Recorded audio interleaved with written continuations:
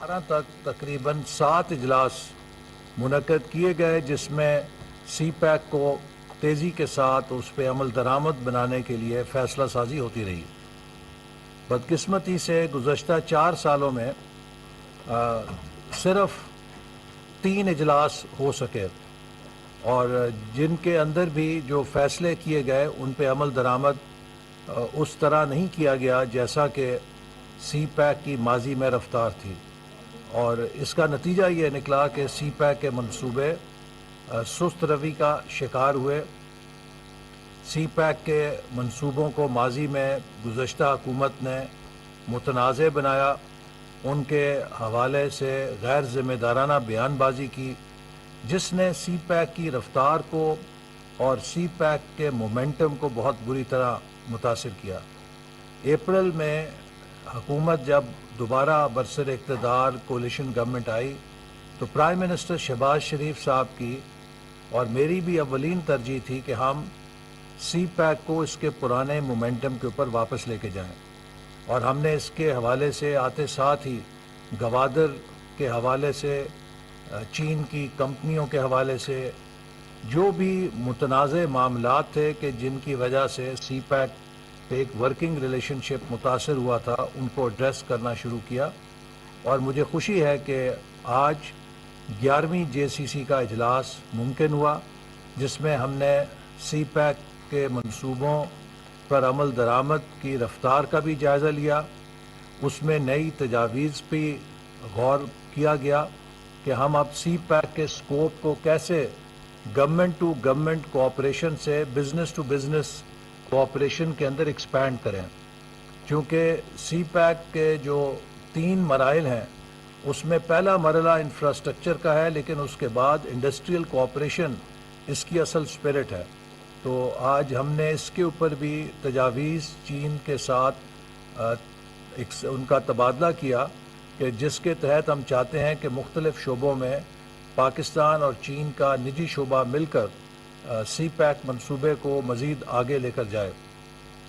और चंद नए शोबों की निशानदेही की गई जिनके ऊपर हम चीन के साथ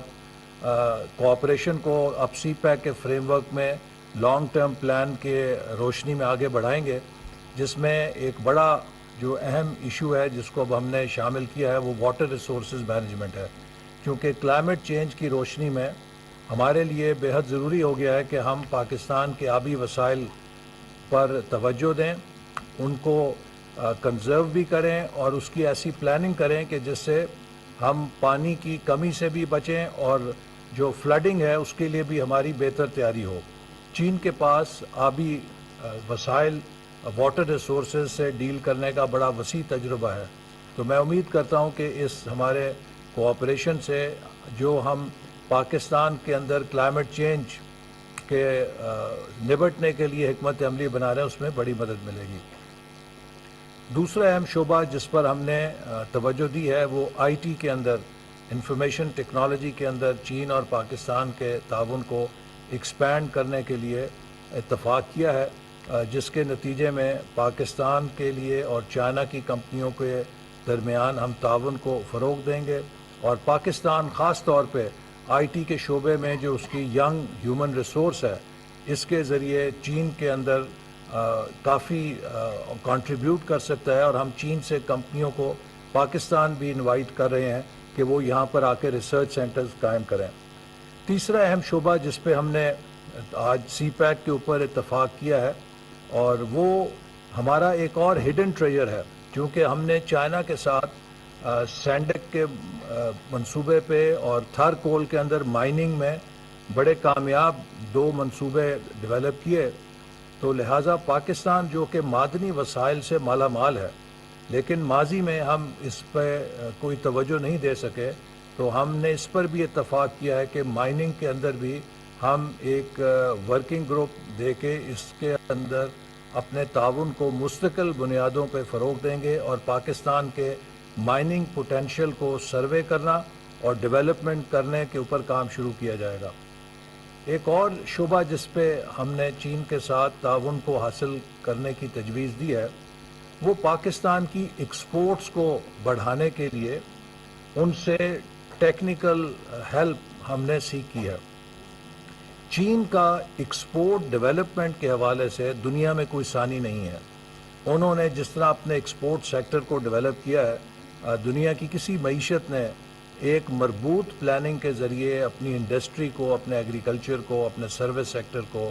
اس طرح ترقی نہیں دی جیسی کہ چین کے پاس یہ نو ہاؤ ہے۔ پاکستان کا 75 سالوں کا جو ناکامی کا سفر اگر ہم معاشی میدان میں کوئی ایک بنیادی ناکامی کی وجہ قرار دے سکتے ہیں تو وہ شاید ایک بہت اس میں بڑا دخل ہمارے ایکسپورٹ سیکٹر کی پور پرفارمنس کا ہے۔ ہم ایک ایکسپورٹ لیڈ گروتھ نہیں بن سکے، تو لہٰذا ہم نے یہ بھی تجویز دی ہے کہ ایک مستقل ورکنگ گروپ کے ذریعے ہم چین سے ان کی ٹیکنیکل نو ہاؤ، جس طرح انہوں نے اپنے ایکسپورٹ سیکٹر کو ڈیولپ کیا ہے، ہم ریپڈلی کیسے 30 to 100 بلین ڈالر ایکسپورٹ پہ جا سکتے ہیں، ایک ہمیں میڈیم ٹرم کا منصوبہ بنانے میں وہ ہماری مدد کریں، کیونکہ پاکستان کی معیشت کا مستقبل 100% ایکسپورٹ پرفارمنس کے ساتھ نتی ہے۔ اگر ہم نے اگلے 5 سالوں میں 100 ارب ڈالر کر لیا تو ہمارا اور مستقبل ہے، لیکن اگر یہی 100 ارب ڈالر کی ایکسپورٹ لینے کے لیے ہمیں 10 سال لگے تو پھر ہمارا اور مستقبل ہے۔ تو یہ پاکستان کے لیے export development life and death ہے ہماری معاشی ترقی کے لیے۔ تو اس میں ہم نے اس جے سی سی میں چائنا کے ساتھ یہ تجویز شیئر کی ہے، اور اس پہ انہوں نے مثبت جواب دیا ہے کہ ہم ان کے ماہرین کے ساتھ مل کے پاکستان کے لیے ایکسپورٹ ڈیولپمنٹ کی جو اسٹریٹجی ہے اسے بنائیں گے، تاکہ ہم ریپڈلی ایک ایکسلریٹڈ پاتھ کے ذریعے ایکسپورٹ پرفارمنس کو آگے لے کے جا سکیں۔ اسی طرح ہم نے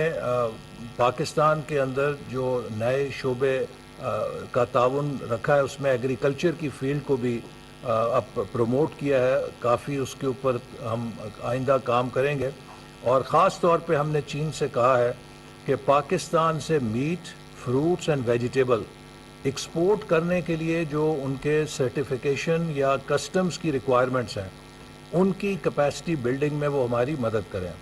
تاکہ ہم پاکستان سے ایگریکلچر سیکٹر میں اپنی ایکسپورٹس کو زیادہ بڑھا سکیں۔ اور اس کا فائدہ یہ ہوگا کہ جب ہم چین کے ساتھ یہ سٹینڈرڈز اپنائیں گے تو ہم دنیا کے دیگر ممالک میں بھی پاکستان کی جو ایگریکلچر ایکسپورٹس ہیں ان کو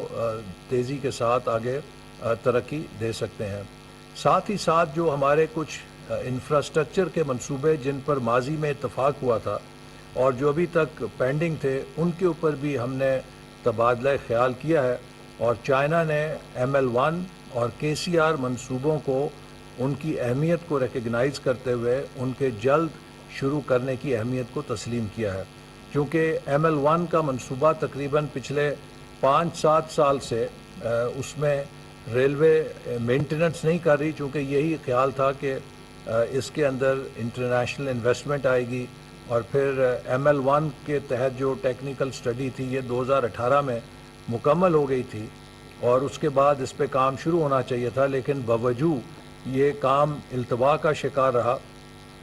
تو ہم نے چائنا کو ان کا یہ اعتراض تھا کہ جو آپ کی اپروولز ہیں وہ 4 سال پرانی ہیں اور اب اس کا کاسٹ سٹرکچر بالکل بدل گیا ہوا ہے۔ تو ہم نے ان کو کہا کہ جو بھی آپ کے اس کے اوپر تحفظات تھے ان کو ہم نے ختم کر دیا ہے، ہم نے اس کی جو کاسٹ ہے اس کی ریویژن بھی کر دی ہوئی ہے، اور اس کے ساتھ ساتھ جو ML1 کا منصوبہ ہے اس میں کوئی رائٹ آف وے کا بھی یا لینڈ کا ایشو نہیں ہے، چونکہ یہ موجودہ ریلوے لائن ہے، اس پہ ہم اور ہمارے پاس اس کی فائنینسنگ کا فریم ورک بھی موجود ہے جو سی پیک انفراسٹرکچر کے لیے ہے، تو ہم اس کو فوری طور پہ شروع کرنا چاہتے ہیں۔ تو اس کے اوپر بھی ہماری مثبت بات چیت ہوئی ہے، اور اصولی اتفاق ہوا ہے کہ ہم اسے جلدی شروع کریں گے، اور اس پہ ہم جب ابھی میں بتاؤں گا آپ کو کہ یہ جو ہم نے اس کے 11th JCC کے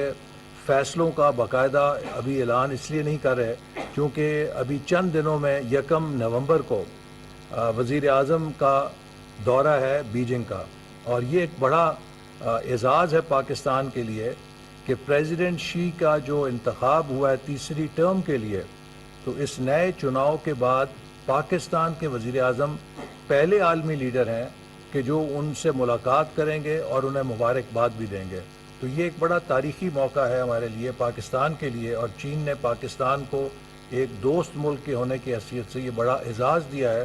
کہ پاکستان کے وزیر اعظم پہلے عالمی سربراہ ہوں گے جو چین کے صدر کو ان کی نئی ٹرم کے شروع میں ان سے ملاقات کریں گے۔ تو اس موقع کے اوپر جو ہمارے JCC کے فیصلے ہیں